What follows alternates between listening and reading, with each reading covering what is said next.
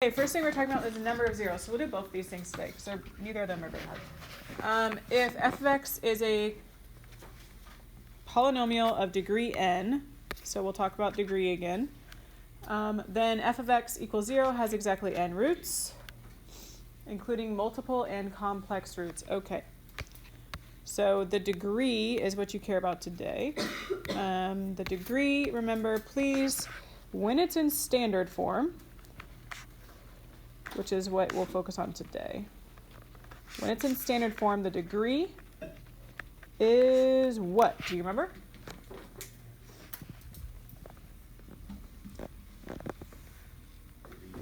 Like, for example, on this one. This is in standard form. What's the degree?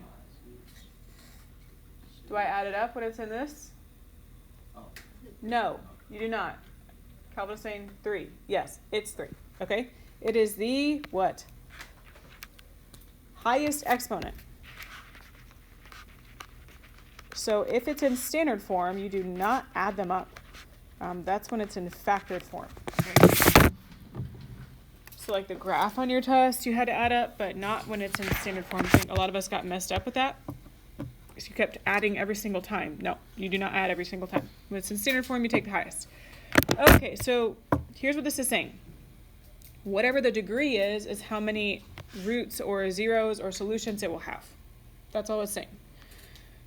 So if you remember when you did the graph, when it was like, gave you something like, so this one, because it has a degree of 3, it has 3 solutions. And that's really it, okay? That's what the fundamental theorem of algebra is that whatever the highest exponent is, whatever the degree is, that'll tell me how many solutions or zeros or roots that I have. Those all mean the same thing. Okay, can you please try number 1 and 2 with your table? It really is that easy. See if you can do it. Okay, number 1. What's the highest exponent number 1? 4. So how many solutions will it have, or zeros? 4. Wow, you're a genius. Okay, next. Number 2 has a degree of 2. So how many zeros? 2. Okay. That is fundamental theorem of algebra. Good job, you made it. Here's the second part of it. If f is a polynomial function with real coefficients and a plus bi, oh yeah, your friend the I, is an imaginary zero of f, then a minus bi is also a zero of f, because i's always come in pairs. If you have a positive I, you have to have the negative I. Okay, so let's talk about why. I'll move this up. I'm going to give you an example that you'll see again in a second, actually. So let's say, for example, you factored it, it's all good, and then you have this, x plus 4i. Let's say that's what you've got. That's not right. Hold on. Disregard. I can do this. X squared plus 4. That's better. Okay, let's say that's one of your factors, okay? You factored it. That's what you get. Do you remember how you solve it and get the solution? The 0? Because it's on your last test. How do I get the 0? No. I said it equals 0. That's it, right? And then you solve that equation. So I would subtract 4 and I would get x squared equals negative 4. And then how do I get rid of the squared? Square root. And anytime you're doing an equation like this, you take the square root, you remember what you have to do right away. Algebra 2 101. Plus or minus. Okay. So x is equal to plus or minus. What is the square root of 4? 2. So it's just actually plus or minus 2i. Because the I would come out, but then you also know the square root of 4 is 2.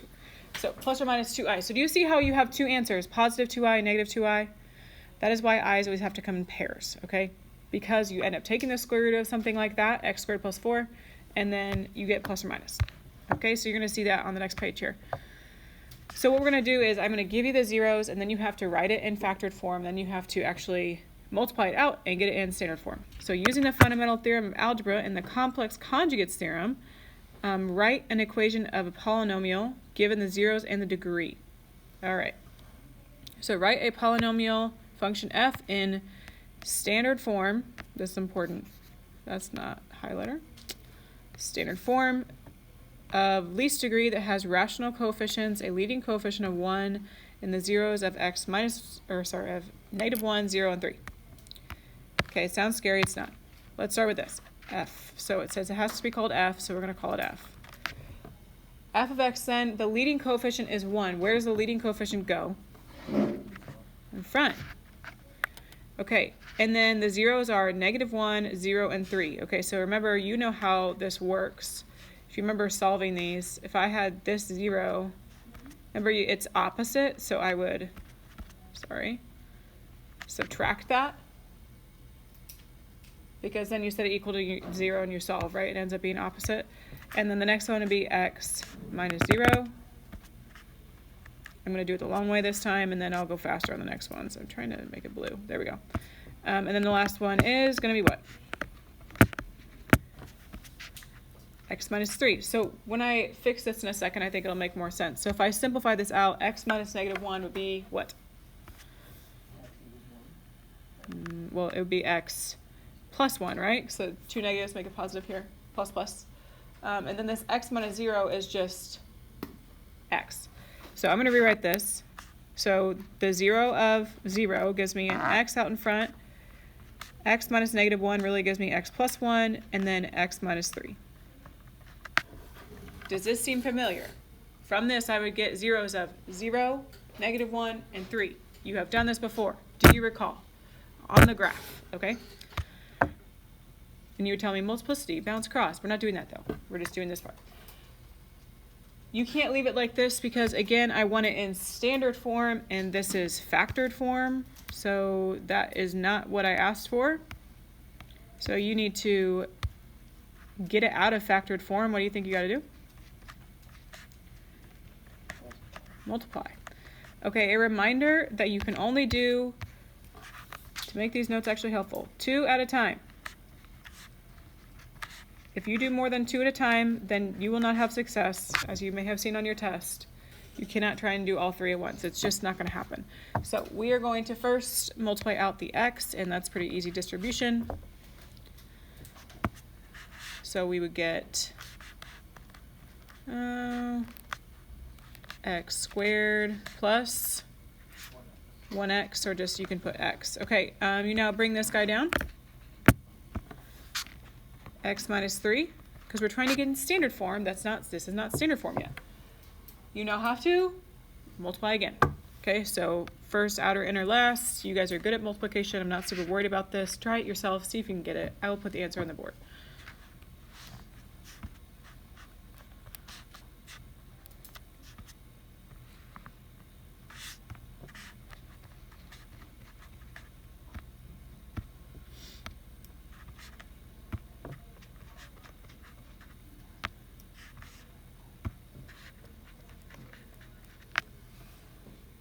Okay. After you multiply, make sure you combine like terms. You have some in the middle. So we end up getting x to the third minus 2x squared minus 3x. This is an equation, so you need to make sure that back out in front you put f of x if you want full credit. If you do not put f of x out in front, I'll probably say, where's the equation? You have given me an expression. Okay, so this is your final answer. This is the equation before it was factored, before you found the zeros. Make note to yourself that this is standard form.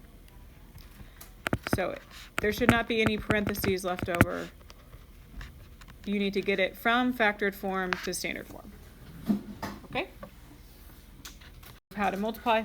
Okay, this is a shortcut that you don't have to memorize necessarily, but if you can start to recognize it, then it's going to help you go a little faster on these problems. So I'll just do it like at the bottom of the page. Okay, so somewhere down here, can you write a plus b, do this on your paper, a plus b, a minus b. And please tell me that you recognize this. What is it from? Difference of squares. This is the answer to when you factor a difference of squares expression, okay? This is actually called conjugates. That's another word that we've learned, but it's been a while. Conjugates. Conjugates means that you have the same number, different sign, okay? A plus B, A minus B. So both have A and B, but plus minus. All right, we're going to go ahead and multiply this out and see what we get. So if I do A times A, I get A squared. A times negative B is minus AB. Now we'll multiply B. So B times A, that'd be positive BA, or positive AB, rather. And B times negative B is negative B squared. What do you notice?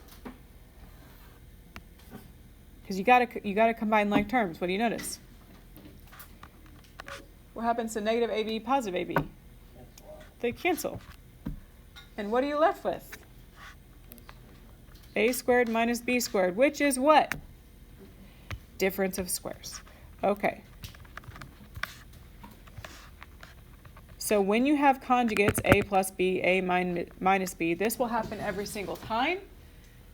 So if you want to multiply all the way out, oh, I didn't write the second little arc thing. If you want to multiply all the way out and do all this work, you certainly can. But if you recognize it that fast, then you know it's just going to be A squared minus B squared, okay? Great. So if you can do that, it'll go faster. Look at number 4. Write a polynomial function g in standard form of least degree that has rational coefficients, a leading coefficient of 1, and the zeros of 2, negative 2, and negative 2i. Okay, what do we talk about with i's? I's always come in pairs. So if I have negative 2i, then I also have to have positive 2i. Positive 2i is also a 0. Write it down. You can't just have one or the other. You have to have both, because you would have taken a square root and it get you plus or minus. Okay. Now we'll go and write our little equation here. So what are we calling him? G? G of x is equal to, what's my leading coefficient? 1. Okay. So that goes out in front. Zeros of 2. If I have a 0 of 2, then the parentheses that would have gotten that would have been x minus 2. If I have a 0 of negative 2, my parentheses before that would have gotten it would have been x plus 2. All right, and this one's a little weird. If I've got plus 2i and minus 2i, then I have, yes, really, x plus 2i and x minus 2i. So you have to have both. So I swap the order of the plus and minus. It doesn't matter. Okay. Let's go ahead and multiply the first two. Remember, you can only do 2 at a time. So x times x is x squared. I will go ahead and multiply all the way out. Do you recognize, though, what this is going to turn out to be? X minus 2, x plus 2. That's a plus b, a minus b. You should end up with difference of squares if you want to take the shortcut. But it would be 2x, negative 2x, negative 4. I'm pretty bad at shortcuts in general, so I usually just multiply it out and just double check. Okay. Again, you know that the middle terms will cancel. So you're left with difference of squares, x squared minus 4.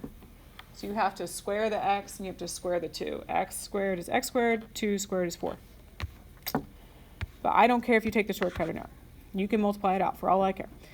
All right, this is one that gets a little more difficult because you haven't seen i's in a while. Here we go. X times x is x squared. X times negative 2i is negative 2ix. There is no pretty way to write that, okay? Now you distribute 2i. 2i times x is positive 2ix. And then lastly, 2i times negative 2i is negative 4i squared. Okay, again, you see negative 2ix, positive 2ix, they gone. Do you remember what becomes of I squared? I squared is negative 1. Oh, I'm so proud. Yes. Okay, so this guy here becomes negative 1. And so then you're doing negative 4 times I squared, or what would that become? So negative 4 times negative 1, which is going to be positive 4. Yeah, so x squared plus 4 is what you end up getting. So notice this time, since it would have been 2i squared, the I squared changes the sign. Okay. You're not done because, of course, you get to multiply again. It's still not in standard form because, remember, this is factored form. You need it down into standard. So you go again. What do you notice, though, before you start? What are these called? They're not called difference of squares. What are these called? Conjugates. Same sign, different, or same numbers, different sign. Those are called conjugates. You're going to get difference of squares, but you are welcome to multiply all the way out. I do not care. You get x squared times x squared is not x squared. What is it? X to the 4th. My bad. Okay, this would give me 4x squared. Negative 4x squared. And 16. And this is not a surprise. It's negative 16, isn't it? Dang it. Because negative 4 times positive 4. I am sorry. Which would make sense because it was difference of squares. Okay. You cancel out your middle terms again, and so you should be left with this. I'm running out of room. X squared, well, g of x is equal to x to the 4th, minus 16. That is your final answer. This is your, remember, standard form. So you have multiplied everything out. So notice if you were to go backwards, if I see something that's x squared plus 4, then the factored form of that, I would obviously don't have a minus sign, but I could still do difference of squares-ish if I put an I. Okay?